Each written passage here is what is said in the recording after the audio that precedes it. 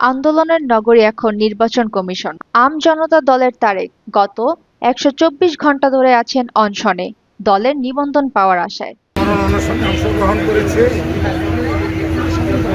আজকে পুরা জাতি স্তম্ভিত যে ওই নাসিরউদ্দিন প্রধান নির্বাচন কমিশনার সে একটা সাংবিধানিক পদে আসছে, আর এই নিয়োগটা কতটুকু বৈধ হয়েছে অবৈধ হয়েছে এই ব্যাপারে দুর্নীতি বিরোধী জাতীয় সমন্বয় কমিটির পক্ষ থেকে আমরা যে 11 দফা দাবি পেশ করেছি সেখানে আমরা পরিষ্কার বলেছি যে আমাদের দুর্নীতি বিরোধী জাতীয় সমন্বয় কমিটি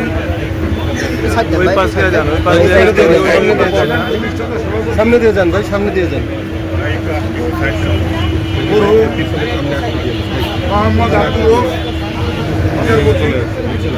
তিনি যে ভোটার ক্লাবের যে সিদ্ধান্তটা নির্বাচন কমিশনকে চালু করার জন্য যে দাবি জানিয়েছিলেন জাতির কাছে